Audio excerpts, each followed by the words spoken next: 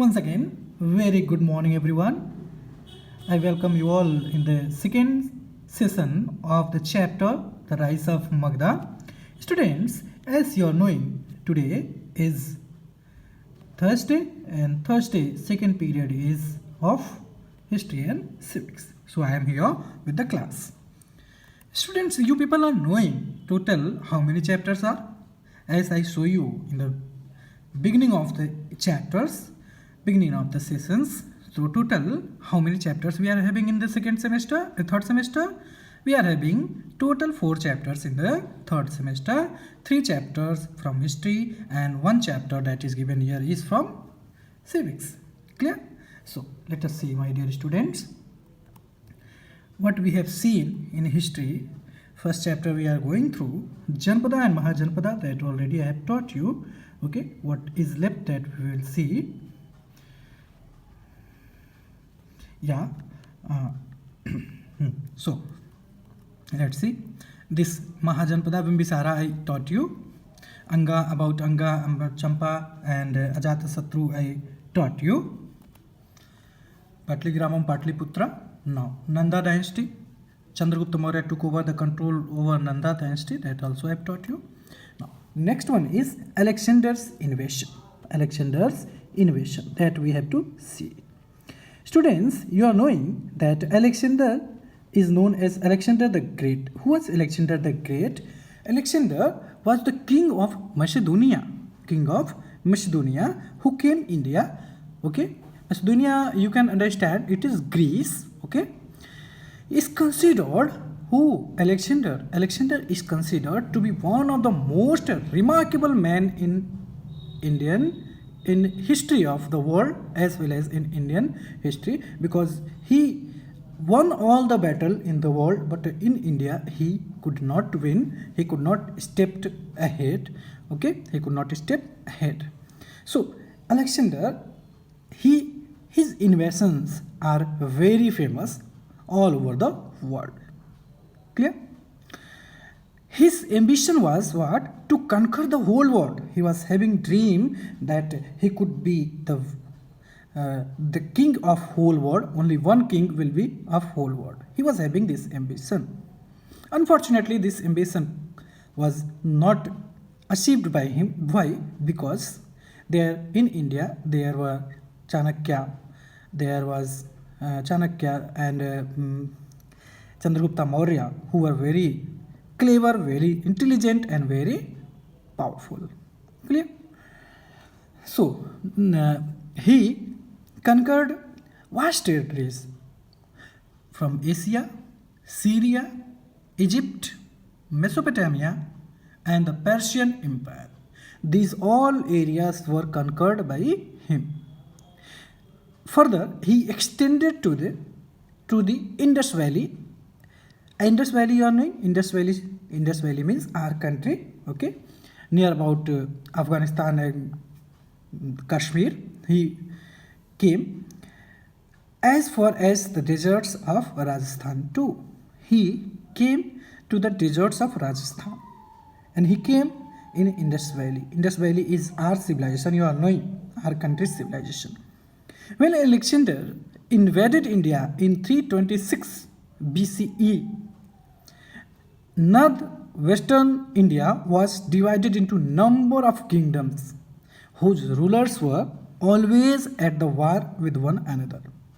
Do you know, students, we have been ruled by many foreigners, many like Mahmud Ghaznavi, like Qutbuddin Aibak, like Britishers, okay, like Dutches, like French. They also attacked. Why they attacked and why were they successful? There was a reason. Reason was our jealousy. Reason was we were always hating each other. Indian kings, they were always jealous to each other. There was lack of unity. Nobody was united.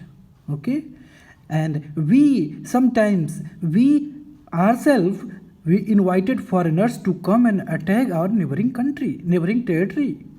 Clear? Neighboring territory, even in India too.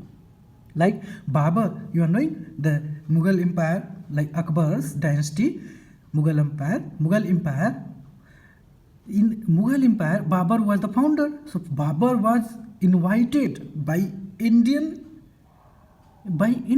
like Daulat Khan Lodi invited to defeat Ibrahim Lodi. And Babur came, and you are knowing he established Mughal Empire, a strong empire in India. Clear? So we were having jealousy, we were fighting among each other, and that is why foreigners, they were successful. Clear, no? Okay. Whenever we will fight, whenever in our home there will be fight, somebody from outside will get benefit of that. Alexander had no difficulty in bringing these territories under his control. Clear? Why? Because the kings, they were fighting, they were not united, and one by one he won them. Ambi, the Ambi is very famous. Ambi, the ruler of Takshashila, submitted without fight. Means one ruler was there from Ambi. He submitted, he surrendered. He said, okay, Alexander, I will not fight, and you come and take over my country, my territory. Clear? Because Alexander was having huge army, so he was afraid of that. I think you are understanding. Okay. So what happened next? Next, there was one battle. One ruler was there, Porus. One ruler was there, Porus, in northwestern part of India only. He did not submit himself. He had a tough fight with Alexander the Great. That what you are seeing on your screen, that is one fight, okay, between Alexander and Porus. Finally, Porus was defeated. Alexander won the battle, and then what happened? Let's see here. Alexander, with the firm resistance from Porus, he met. Who? Alexander. Porus, he was very firm. Okay, even he was defeated by Alexander, but he met with firm resistance. Okay, firm resistance. You are knowing why he was defeated? Because of Ambi, who surrendered and who went to Alexander and shared everything shared. Means every information he was giving. Porus was the ruler of the area lying between river Jhelum and river Chenab. Ambi offered to help Alexander to defeat Porus. See, our rulers like Porus and our rulers Ambi was helping to whom? To foreigner Alexander. To whom? To defeat Porus. Porus means from our country, the ruler. Means they were so jealous. Porus fought heroically, as I have told you. He was captured also and brought before Alexander. Alexander is known great. Why? Because of his deeds. Alexander, as he was presented before Alexander, who? Porus, who was captured, no? He was defeated in the battleground. So Alexander was very impressed with the answer of Porus. Alexander asked, what would you like to be treated? So his answer, Porus' answer was, as one king should treat with another king. Okay, this is the battleground. This is battleground. When Porus was brought to the king, to which king? To Alexander the Great. Alexander asked, how should I treat you? He replied, who? Porus, that you should treat me as a king treats with other kings. Okay.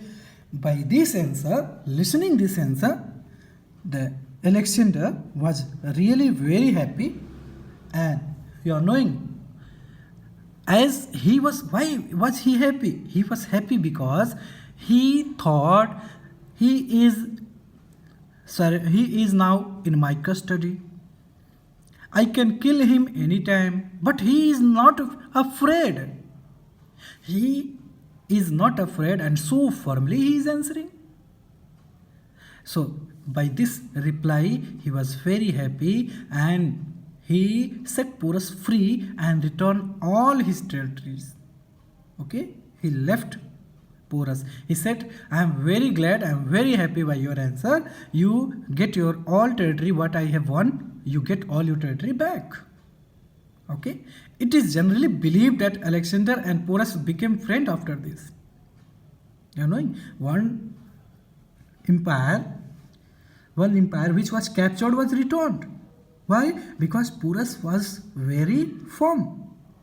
He was not afraid. Clear? Okay. See, this is Porus. Okay, as he was brought in front of the king, Macedonia's king, who is Alexander the Great, he replied, Porus replied, as a king should treat with another king, you should treat me with me. Okay? Okay. See next. Alexander moved on till he reached the river Vyas, beyond which lay the mighty Magadha Empire.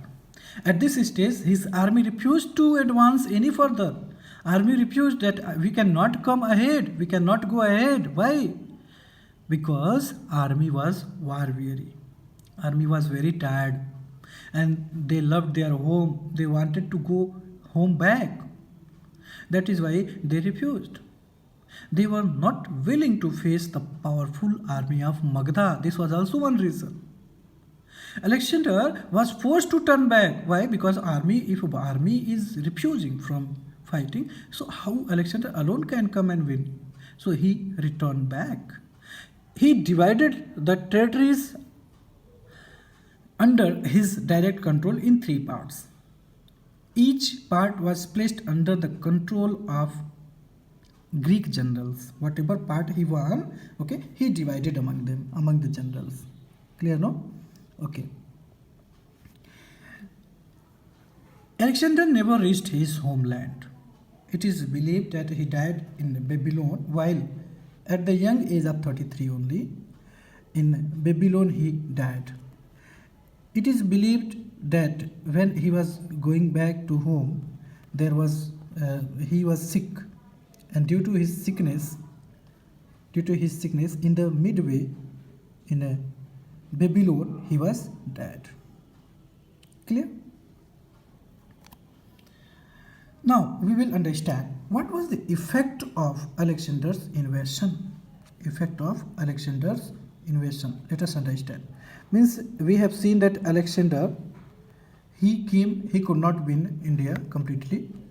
Okay, and many things we have seen, but now we will see what was the effect of his invasion to India. Okay, let's see his effects. First one is establishment of direct trade link between India and Europe.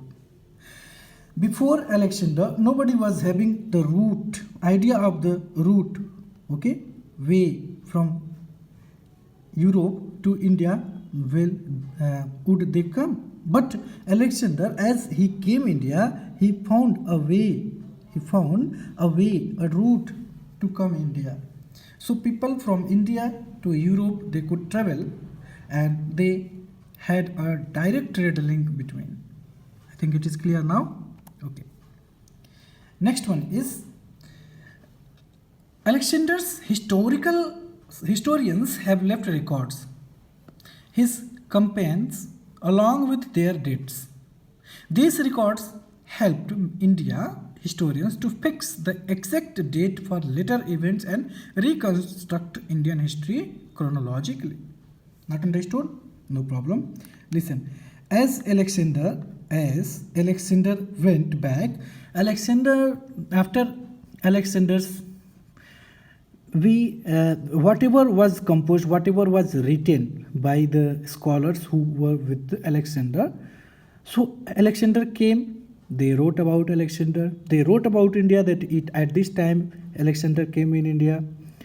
So by getting that source, we are able to draw a reconstruction, a construction of history. Like before Alexander means before 323 what happened, after 323 what happened. So it is helping us to get idea about our history. Clear, no? Okay. Third one is the cultural contract. The cultural contract with the Greek helped to whom? To India to grow in Indo-Greek school of art. Indo-Greek school of art, which is also known Gandhara school of art. Clear? One art school was opened after Alexander. Alexander, his campaign shattered the power of the smallest, the kings or kingdoms, okay, of northwestern part. So people means Indian, they could understand that what is unity. If we do not unite again, means this time, so again any foreign attack could be there, and again we can lose our territory. Clear, no? And this also made easier to Chandragupta Maurya as he shattered the power of state in northwestern. So Chandragupta Maurya attacked, and all the territory, all the regions paved the way of political unification of India under the Mauryan Empire. Clear? So my dear students, this was all about today's class. I am publishing my PDF also of this chapter. This chapter PDF, I am publishing exercises in a live session. In the previous live session when I was taking from the school, you people were asking about PDF, that PDF is not opening PDF. If a PDF is published, you will be getting. You are getting. Okay, you cannot say like this that I am not getting, because if it is unsuccessfully published, then nobody will get. If somebody are getting, you are not getting, definitely there is problem in your mobile phone, or you can not operate your website very well. Clear? So again I published it day before yesterday, and today I will publish today's PDF. Okay, thank you very much for attending the class. God bless every one of you.